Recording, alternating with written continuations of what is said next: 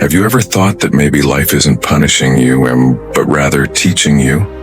Have you ever felt that the harder you try, the more the path seems to close? This is the moment where most people give up. But some people change their lives right then and there. Between the northern mountains of America lay a small village, a place of wooden houses, the scent of snow, and the sound of church bells in the morning air. A 15-year-old boy lived there, Eli Thompson. Eli had dreams within him, but his courage had died.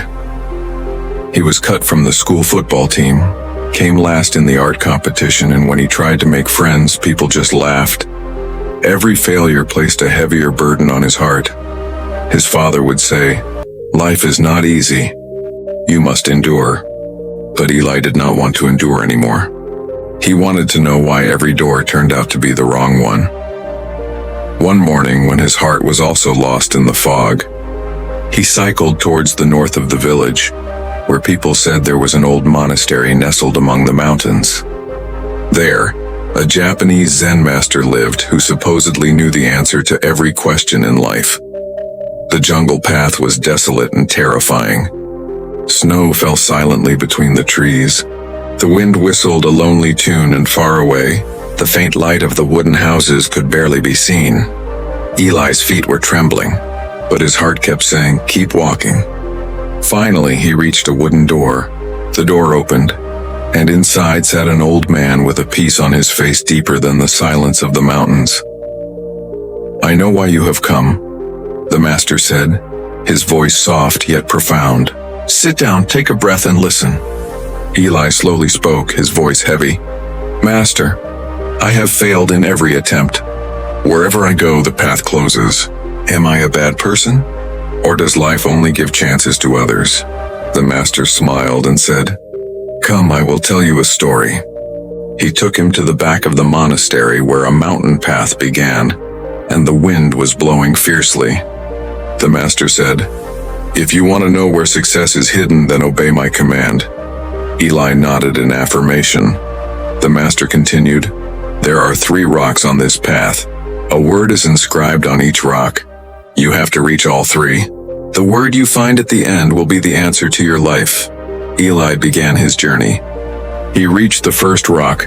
Just a few steps later, the snow-filled wind began stinging his face. On the first rock was written, "Fear." Suddenly, stones began rolling down the hill. Eli's heart pounded wildly, but he kept moving forward. On the second rock was written, "Pain." The wind grew fiercer. It was hard to keep his footing. His hands were covered in blood. Eli screamed, "I can't do this!" But the master's voice echoed in his mind. "He who gives up does not learn." And he crawled forward, ignoring the throbbing ache. Finally, he reached the third rock. It was the most dangerous spot. Fire was burning beneath the rock. Trees were ablaze, smoke was rising. Eli barely maintained his balance and saw the word on the rock. Faith. The master stood at the bottom of the mountain calling out, "Now come back and tell me what you have learned." Eli staggered down, trembling, his breath broken.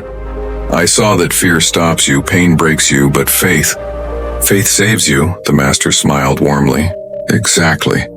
3 rocks come in every human life: fear, pain, and faith. He who stops at fear always regrets. He who gives up in pain remains incomplete, but he who walks with faith reaches his light even if the path goes through fire." Eli closed his eyes and wept silently. The mountain wind dried the tears on his face. Years passed. Eli grew older, but the master's words were etched on his heart. When he failed, he would tell himself, "This is my first rock. Maybe the next one has faith written on it." When his friends mocked him, when his first business sank, when he failed at every door, even then he would smile and say, "Life is not punishing me. It is preparing me." Finally, he began teaching the village children, the very children who were disappointed in themselves. He would tell them, "The wrong doors will come in life, snow, pain, fire, everything. But if you do not give up, you will surely find the rock of faith." At sunset, Eli returned to the mountain door where everything had begun.